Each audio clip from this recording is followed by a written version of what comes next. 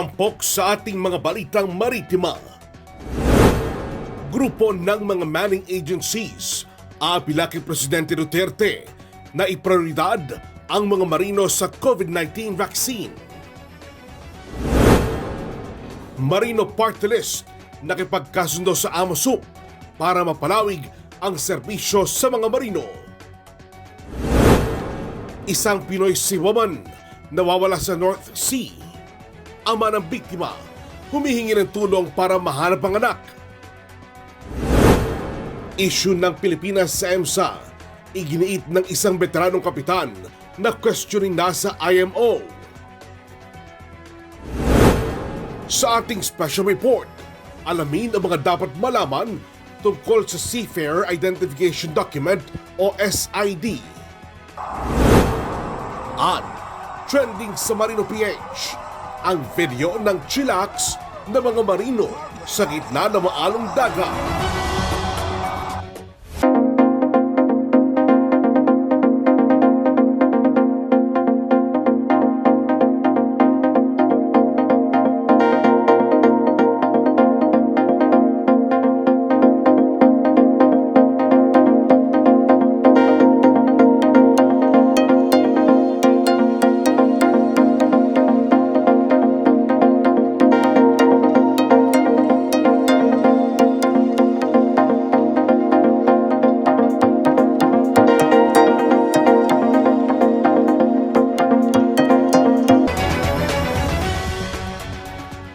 Sa detalye ng mga balitang maritima, idudulog na ng grupo ng mga manning agencies kay Pangulong Rodrigo Duterte ang kanilang apela na bigyang prioridad ang mga seafarers sa libreng bakuna kontra COVID-19. Isang liham ang isusumite sa Pangulo ng Association of Licensed Manning Agencies o ALMA Maritime Group, isang organisasyon ng mahigit 50 crewing agencies sa bansa na nagde-deploy ng mahigit 100,000 Filipino seafarers. Sa sulat, inilahad ng grupo na itinuturing na key workers ang mga Filipino seafarers sa international shipping community dahil sa mahalagang ginagampanan nila upang mapanatili ang supply chains. Sila ay responsable sa paghahatid ng mga pangunahing pangangailangan gaya ng pagkain, medisina at langis sa buong mundo. Nakikipagkumpetensya rin umano ang ating mga seafarers sa ibang mga lahi na ngayon ay binabakunahan na sa kanilang mga bansa para maging angkop sa pagtatrabaho sa barko. Kung hindi umano mababakunahan ang ating mga seafarers, maaari silang mawala ng trabaho dahil darating ang panahon na magiging mandatory na ang vaccination bago makapaglakbay sa ibang bansa. Kung bibigyang prioridad sa bakuna ang mga seafarers, matitiyak umano ang kapakanan ng mga ito, ng kanilang pamilya, ng komunidad, at maging ang katatagan ng crewing industry na may malaking kontribusyon sa ekonomiya ng bansa. Kasama rin umano ng ALMA Maritime Group ang iba pang organisasyon sa crewing industry sa kanilang kahilingan na mabigyan ng prioridad sa COVID-19 vaccination ang ating mga marino. Nanawagan ang marine workers sa Canada na ihani sila bilang mga essential workers at bigyang prioridad para sa COVID-19 vaccination at rapid testing. Ang mga Canadian marine workers ay mga crew sakay ng Canadian domestic vessels, marine pilots, surveyors, ship repair specialists, port workers, stevedores, federal inspectors, Canadian Coast Guard at Royal Canadian Navy. Sa ipinalang sulat sa ministers at chief public health officers, ibinahagi nito na sa panahon ng pandemya, walang pagod na naglilingkod ng Canadian marine workers para matiyak na ang mga produkto ay nahatid sa loob at labas ng bansa. Kabilang sa mga ito, ang mahalagang shipments tulad ng heating oil, gasoline, diesel fuel, wood salt, grains para sa pagproseso ng food products at raw materials para sa manufacturing. Bukod pa rito, ang pagpapanatili nilang ligtas ang industriya maritima ng lahat ng itinanganganin dahil na rin sa COVID-19 pandemic. Umapila pa ang grupo ng mga manggagawa na dahil sa mga natapos nilang gawain sa panahon ng pandemya at sa nakikita nilang pagsulong ng marine sector, pamagbibigyan ang kanilang kahilingan. Nakalagda sa public letter ang mga kinatawan ng Atlantic Coast District, International Longshoremen's Association, BC Ferry and Marine Workers Union, Seafarers International Union of Canada, Canadian Merchant Service Guild, COOP 375 at International Longshore and Warehouse Union Canada. Lumagda sa isang Memorandum of Agreement ang Marino Party List sa Associated Marine Officers and Seamen's Union of the Philippines o AMUSUP para maisapormal ang long-term partnership para sa kapakanan ng mga Filipino seafarers at kanilang pamilya. Saksi sa MOA signing si House Speaker Lord Alan Velasco sa Social Hall ng Office of the Speaker. Ayon kay Marino Party List, Representative Sandro Gonzales, malawak ang nasasakupan ng AMUSUP dahil may tinatayang 130,000 ang miyembro nito. Nais umano ng Marino Party List na maabot ang kanilang mga miyembro para matiyak na makatatanggap din ito ng kinakailangang tulong mula sa gobyerno. Layunin din ng kasunduan na mabigyan ng livelihood at training assistance ang mga marinong nawala ng trabaho, makapagbigay ng financial at iba pang tulong sa mga pamilya ng marino sa panahon ng emergencies sa pamamagitan ng Marino Action Center ng Party List kung hindi na ito kayang tanggapin ng mga ospital ng AMUSUP at iba pang mga pasilidad dito. Umaasa naman si AMUSUP President Conrado Oca na ito na ang simula ng mahaba at mabungang partnership para maisulong ang pagsasabatas ng mga panukalang lubhang kailangan ng sektor ng marino. Samantala, ibinalita ni Gonzales na nagpasa na sila ng House Resolution Number 01473 na layuning bigyang prioridad ang mga seafarers sa National Vaccination Program laban sa COVID-19. Humihingi ng tulong ang pamilya ng nawawalang seawoman sa North Atlantic para muling ituloy at pabilisin ang paghahanap sa kanilang anak. Ito ay sa kabila ng itinigil na ang search and rescue operations nitong February 8 dahil sa kakulangan sa bagong impormasyon. Nakausap ng Marino World sa pamamagitan ng telepono ang ama ng biktima na si Richard Kisumbing. Ikinuwento niya na natanggap nila ang masamang balita tungkol sa pagkawala ng kanyang anak na si Jerilyn Aiza Kisumbing noong Linggo, February 7, alas 3 ng hapon, oras dito sa Pilipinas. Ayon sa kanya, Biyernes ng gabi, February 4, ay nagkausap at nagbibiruan pa sila ng kanyang anak. Simula noon ay hindi na niya ito nakausap. Si Jerilyn, 24 na taong gulang, ay Ordinary Seaman o OS sa Maersk Pilipinas Crewing at nagtapos sa Philippine Merchant Marine School o PMMS.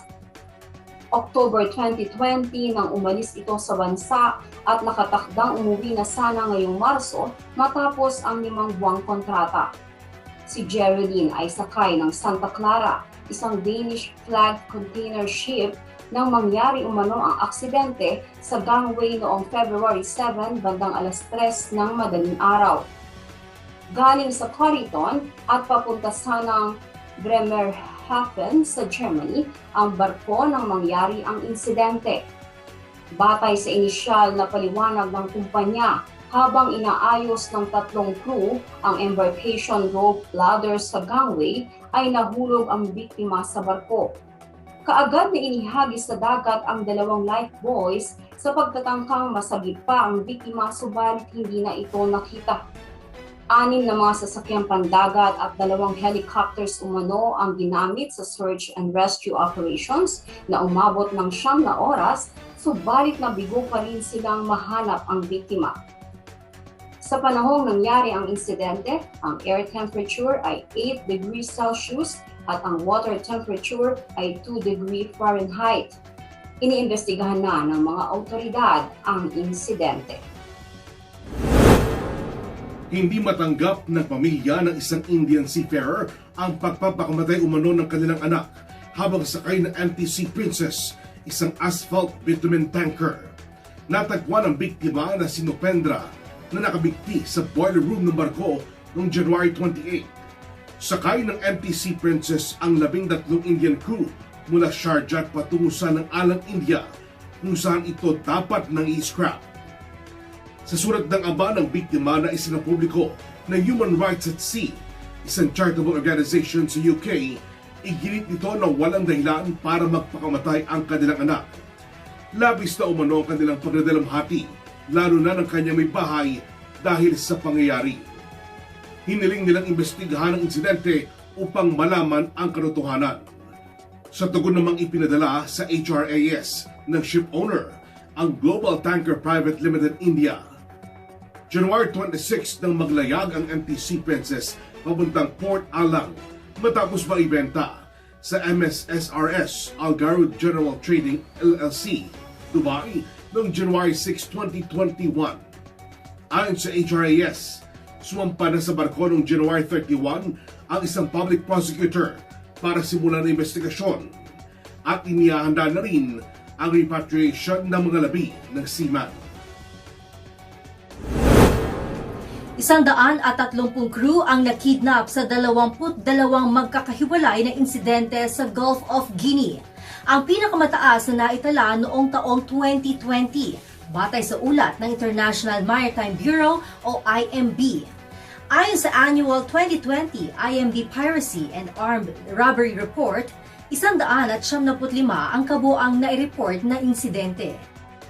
Batay sa definition ng piracy at armed robbery at sea, 161 vessels ang naakyat, 20 ang tinangkang atakihin, 11 barko ang pinagbabaril at 3 ang na-hijack.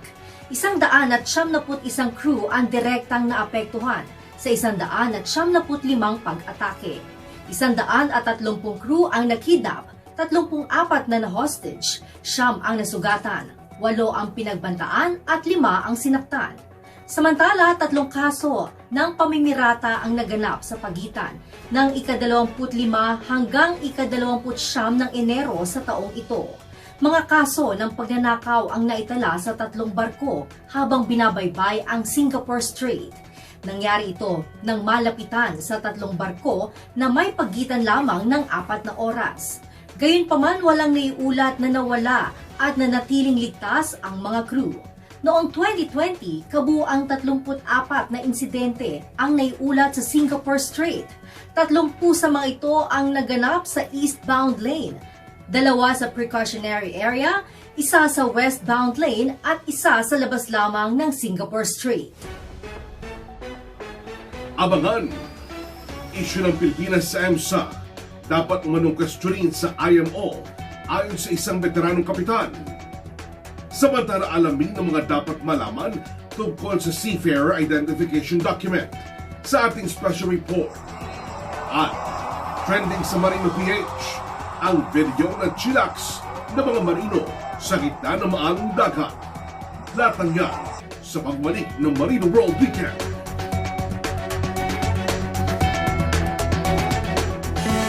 Connected Islands. Safe travels.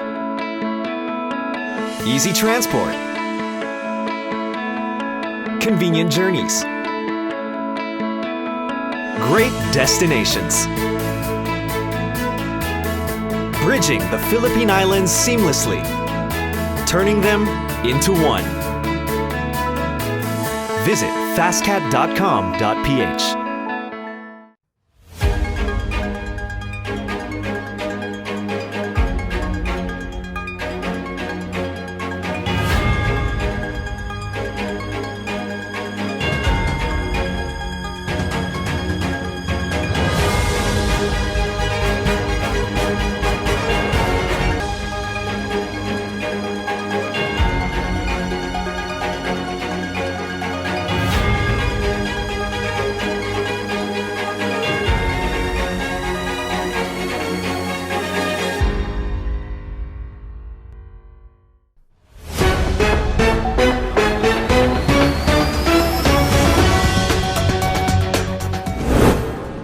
Ano nga ba ang Seafarer Identification Document? Mandatory ba ito sa lahat ng ating mga marino? Narito ang ating special report. June 2003, pinagtibay ng International Labour Organization ang ILO Convention 185 o Seafarers Identity Documents Convention 2003 as amended sa layuning maiwasan ang terorismo at masiguro ang kaligtasan ng mga pasahero, ng crew at ng barko. Tugon ito ng ILO sa 911 o September 11, 2001 attack sa Estados Unidos at pag-atake ng mga terorista sa iba pang dako ng mundo. Ang Seafarers Identity Document o SID ay isang dokumentong magpapatunay na ang may hawak nito ay isang marino. Sa pamamagitan nito, mapapadali ang pagproseso ng shore leave, cross-border, transfer at repatriation kahit walang visa. Ang dokumento ay may bidimensional o dalawang sukat na barcode na nagtataglay ng biometric template ng dalawang fingerprints. Ito ay machine readable. Sa ilalim ng convention, ang SID ay dapat i-issue ng bansang kinabibilangan ng seafarer o kung saan ito permanenteng naninirahan. Hindi na maaaring makapag-issue ang mga bansa ng mga dokumento sa foreign non-resident seafarers na nagtatrabaho sa kanilang barko. January 19, 2012, nang i-ratify o pagtibayin ng Pilipinas ang naturang convention. May 34 na iba pang bansa ang nag-ratify nito. June 12, 2019, kasabay ng selebrasyon ng Day of the Seafarer, formal na inilunsad ng Marina ang SID sa Philippine International Convention Center o PICC. Samantala, sa gitna ng pandemic, may mga bansang gaya ng Brazil na Seafarer Identity Document na ang requirement sa mga foreign seafarers gaya ng mga Filipino. Hindi na umano tinatanggap ang Seaman's Book bago pumasok o lumabas ng Brazil. Samantala, sa panayam ng Marino World, narito ang naging paglilinaw ni Marina Administrator Robert M. Pedrad tungkol sa pagdagsa ng mga marinong kumukuha ng SID sa kanilang mga tanggapan. Pinakauna tayo na nag-comply sa SID. So, yung SID kasi, dati kasi SIRB yan eh. Kung i-apply ng seafarer is the SRB and the SID. The SID, if the seafarer has this, pwede sila mag-shore leave pagdating nila sa countries na nag-ratify ng ILO 185 about the SID. So, bago ito, ang problema, nung naging compliant na tayo, all the seafarers would like to have their SID. Pero hindi naman required. Kung meron kang SIRB, pwede mong gamitin pa rin yung SIRB. Okay. Pero pag nag-expire na yung SIRB mo, pwede mo nang, saka ka dapat kumuha ng SRB at saka yung SID. Dito, kaya nga we are communicating now that those who have SIRB current need not apply yet for SID. We are communicating with other countries kasi yung other countries, medyo aggressive sila. Yung, wala na kayong compliant na kayo, dapat SID at saka SRB na. Pero hindi dapat. Dapat, kung current yung SIRB mo, that's enough. Pag nag-expire yan, mag-apply ka, then it becomes SRB and SID. So, yun yung dyan. And then, dahil lahat ng mga aalis, gusto nilang mag-SID kahit na current yung SIRB nila, sabay-sabay nag-apply. So we're coming up with the advisory that reiteration, kasi sa MC naman nakalagay naman dun eh. If you have a current SIRB, that will suffice. You don't have to apply for SRB and SID. So kaya dinudumog kami ngayon eh kasi gusto nila lahat kung makakuha kasi ng SID kaagad. And it's very tough for us to kaya in the weekend, pag Sabado, nag-open kami sa Sabado, nag-open na kami to add more processing. And then, nagdadagdag kami ng mga tao to, pero yun na nga, hopefully, we can come up with reminders na yung may SIRB, hindi na kailangan kumuha ng SID. So, that's the issue about SID. Kasunod ng pahayag ni Empedrad, inilabas ng Maritime Industry Authority noong February 4 ang Advisory Number 2021-05 na reiteration of the transitory provision of the Marina Circular Number 2019-01 or Rules and Regulations in the issuance of Seafarers Record Book (SRB) and Seafarers Identity Document (SID). Ipinaliwanag dito ang mga sumusunod. Lahat ng seafarers na valid pa ang kanilang Seafarers Record Book o SRB na dating kilala sa tawag na Seafarers Identification and Record Book o SIRB ay hindi na kinakailangang mag-apply ng Seafarer Identity Document o SID. Magiging mandatory lamang ito kung expired na ang kanilang SRB. Matatandaang noong December 2020, pinalawig pa ng Marina ang expiration ng mga SRB. Extended ng 1 taon ang expiration ng SRB na may expiration date sa pagitan ng January 1, 2021 hanggang June 30, 2021 nang hindi na kinakailangang mag-file ng renewal nito sa Marina. Gayunman, optional o hindi sapilitan ang pagkuha ng SID ng mga marinong Pinoy na may valid pang SRB. Subalit ang pag-apply ng SID o SRB ay dapat na 6 na buwan bago ang expiration ng SRB. At hindi requirement ang SID sa mga domestic ships. Samantala, dahil sa aligasyon na may nagaganap na bentahan ng slots para sa issuance ng SID, mahigpit na nagbabala si Administrator Empedrad sa mga mapapatunayang sangkot sa katiwaliang ito. Sisibakin sa pwesto ang sinumang kawani ng Marina, samantalang sususpendihin ang lisensya ng ahensyang sangkot dito. Na-stranded sakay ng Mongolian oil tanker DC Commander 1 ang isang grupo ng mga Panamanian sa baybayin ng Santa Marta, Colombia. Sa pahayag ni Captain Juan Maltez, General Director ng Panama Maritime Authority, ginagawa na nila ang kinakilahakbang sa ilalim ng diplomatic channels, lalo't nakarehisto ang barko sa Mongolia. Bukod sa pagkapadala nila ng sulat sa ambassador at representative sa permanent mission sa Panama at International Maritime Organization, umapila sila ng suporta sa Mongolia na kagad ibigay ng repatriation at kabayaran sa sahod alinsunod sa Maritime Labor Agreement. 8 sa mga sakay ng barko ay Panamanians.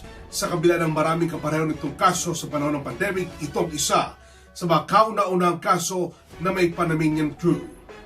Samantala, ginagawa na ng national government ang lahat ng diplomatikong pamamaraan bukod sa pagpapadala ng mensahe sa International Maritime Authority para makasunod sa probisyon ng kasunduan. Dagdag pa ni Maltez sa kanyang pakikipag-usap sa first officer ng barko na pati nitong kinukulang sa supply ng pagkain at tubig ang mga crew ng naturang barko. Ipinaliwanag ng International Maritime Employers Council o IMEC ang sahod ng Able Seaman o AB sa ilalim ng International Labor Organization o ILO at International Bargaining Forum o IBF Basic Minimum Wages. Sa circular na inilabas ng IMEC, nilinaw nito na ang ILO basic salary para sa AB ay batay sa 8 hours work per day, 6 days a week, kabuoang 48 hours kada linggo. Ang IBF naman ay batay sa alinman sa 5 days o 5.5 days, kabuoang 40 hours o kaya ay 44 hours kada linggo. Kung sakali umanong may questionin ang ITF inspector tungkol sa basehan ng ILO minimum wage, hikayatin umano ito na bisitahin ang website ng ITF o International Transport Workers Federation, kung saan naipaliwanag itong mabuti.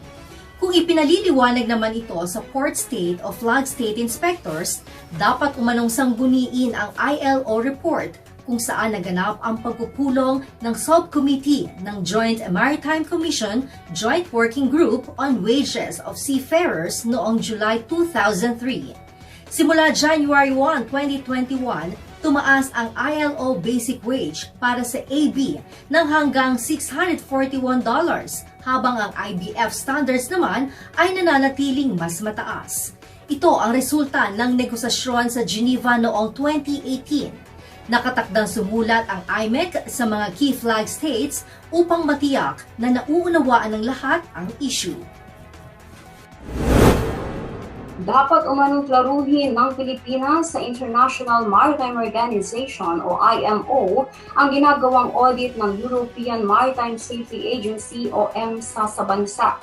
Ayon kay Captain Edgardo Flores, General Manager ng Eastern Mediterranean Manning Agency at veteranong kapitan, training lamang at hindi edukasyon ang dapat na iniinspeksyon ng EMSA auditors. Narito ang pahayag ni Flores. There is a provision, there is an article na nagsasabi na hindi tayo pakialaman. Why not we clarify sa IMO? Hindi natin i-clarify sa IMO whether ito bang education is part ng STCW or to the STCW Convention itself. Bakit hindi natin sa kanila i-clarify? Kasi ito ang nagiging basihan ngayon para ipasara kami. Is it part ng STCW? Kasi sa STCW hindi nyo nga dinidefine kung ano yung edukasyon at hindi nyo, at sinasabi nyo nga doon na we shall not be prevented from adopting or retaining our educational approved education and training. So yun lang naman Di pa clarify natin. Pag sinabi nilang gano'n, di sabihin natin na di tanggalin nyo na yung provision na Article 9 na sinasabi nyo na hindi nyo kami pakikialaman, pinapakialaman nyo na kami. Paano ngayon yun? Sa training, yes. I fully agree na makialam ang EMSA. Pero, again, sa aking pagre-research, na-research ko rin na yung ng EMSA, yung kanilang mission to the Commission, meaning sa EU. Pag nag-audit sila ng member state pa nga yun hindi nga sinasabi doon na third party. Okay, sabihin na natin na sama na natin ang third party. Ang nakalagay doon, pag may findings, you have to assist, to help, to provide, and to organize. Yun ang dapat nilang gagawin. Tutulungan, hindi iti-threat ng blacklisting. Si Captain Edgardo Flores, General Manager ng EastMed Manila at member ng Technical Panel on Maritime Education. Panoorin ang kabuuan ng ating panayam kay Captain Flores tungkol sa kanyang pananaw at suggestion sa issue ng EMSA. Mamayang 8:00 ng gabi sa Maritime Viewpoints, dito pa rin sa Marine World Online. 839 na trainees ang nakapagtapos ng Coast Guardsman's Course o CGMC sa Inubaan, Negros Occidental ng February 1. Ang CGMC Class 76 2019 ay karagdagang puwersa sa Philippine Coast Guard o PCG para makatulong sa COVID-19 response at iba pang inisyatibo ng ahensya. 1 taon ang kanilang naging pagsanay. Sa unang bahagi ng kurso, inihanda ang isip at pangangatawan ng mga trainees sa pamamagitan ng military exercise at drill. Isinailalim din sila sa mga diskusyon tungkol sa basic soldiery, customs, at tradisyon ng PCG. Sinundan ito ng kalahating taong pagsasanay sa pagpapatupad ng mandato ng serbisyo, partikular sa maritime law enforcement, maritime security, maritime safety, maritime search and rescue, at marine environmental protection. Patuloy ang operasyon ng Davao Sasa Port sa ilalim ng pamamahala ng PMO Davao. Gayunman, nananatiling mahigpit ang pagpapatupad ng health and safety protocol laban sa COVID-19 sa isa sa mga binuksang crew change hub sa bansa. Sinisigurado ng PMO Davao na sa kabila ng banta ng pandemya ay hindi naaantala ang passenger at cargo operations sa Sasa Port bilang isa sa mga pangunahing pantalan sa lugar. Mahigpit din ang implementasyon ng paggamit ng Trace App at Davao QR Code sa lahat ng individual na pumapasok sa pantalan bilang opisyal na contact tracing systems ng PPA at lokal na pamahalaan ng Davao. Requirement na ng British Cruise Line Saga Cruises, isang dibisyon ng Saga Group ang COVID-19 vaccination sa kanilang mga pasahero. Kinakailangang nabakunahan na ng 2 doses ng COVID-19 vaccine ang sinumang nais sumakay sa cruise line 14 na araw bago ang boarding. Sang-ayon sa bagong polisiya, hindi papayagang sumakay ng mga barko ng Saga ang mga guest na hindi pa nababakunahan, mga nakatanggap ng isa pa lamang dose ng vaccination, mga nakatanggap ng second dose ng vaccination ng kulang sa 14 na araw bago ang departure, mga guest na tumangging magpabakuna, at yaong mga medically exempted sa vaccination. Ayon kay Saga Cruises Chief Executive Officer Nigel Blancs, ipinagpaliban nila ang voyage ng Spirit of Adventure para mabigyan ng panahon ang kanilang guest para makapagpabakuna. Sa halip na April 3 ay inilipat ng May 4 ang voyage nito. Samantalang sa June 2, maglalayag ang Secrets of Corsica at Sardinia Cruise sakay ng Spirit of Discovery. Patuloy ang paghahanap ng 80 K-11 scholars ang Marian Academy of Maritime Studies para hubugin bilang quality seafarers. Ito'y bahagi ng kanilang Social Corporate Responsibility o CSR.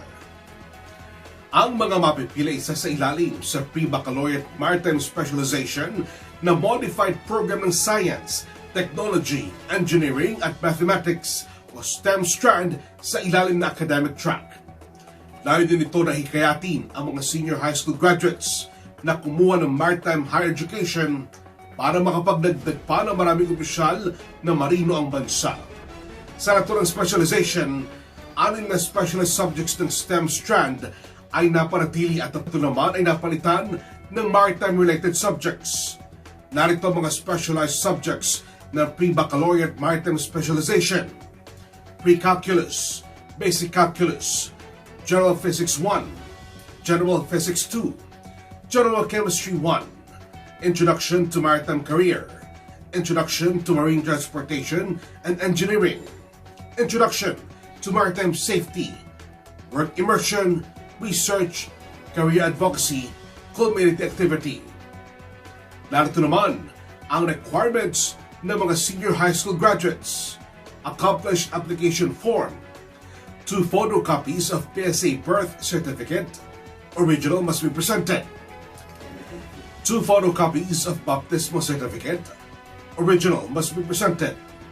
2 1x1 ID pictures with white background.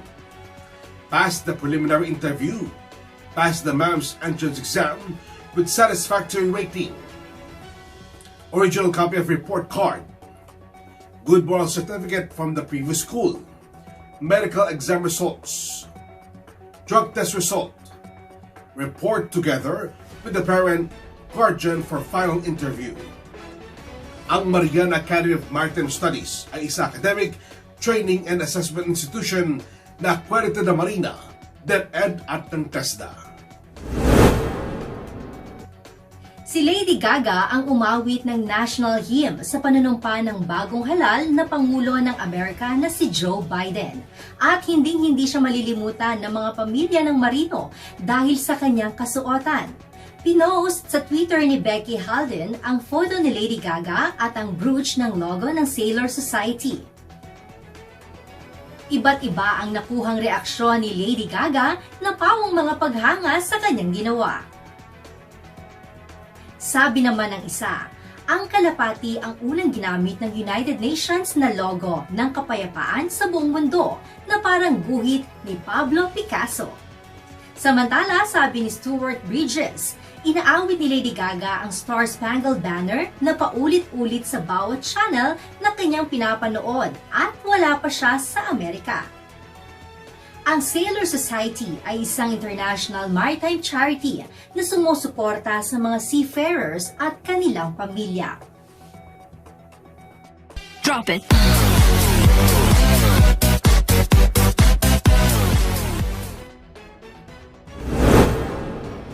Kinagigiliwan ngayon ang video na nakapost sa Marino PH Facebook page habang relax na nanonood ng TV ang dalawang Marino. Kahit panay na ang gewang ng kanilang barko sa lakas ng alon. Lindol sa lupa? Nakasanayan na yan ng mga seaman. ayon sa caption ng video na umani ng iba't ibang reaksyon.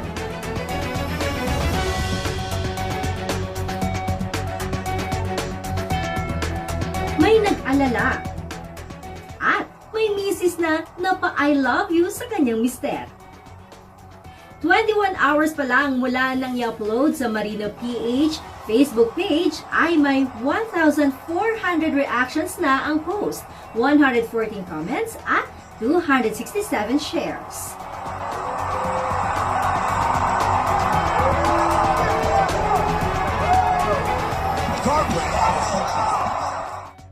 Mamaya sa Maritime Viewpoints, ang pananaw at suhestyon ni Captain Edgardo Flores, General Manager ng Eastern Mediterranean Manning Agency tungkol sa issue ng MSTAC. Alas 8 ng gabi, dito pa rin sa Marino World Online. Ako, si Lynn Bacani. At yan ang mga balita at opinyon sa industriya maritima sa loob at labas ng bansa. Ako po si Jel Miranda. See you again next Saturday, 6 p.m. Ako si Onin Miranda. Ito ang Marino World Weekend!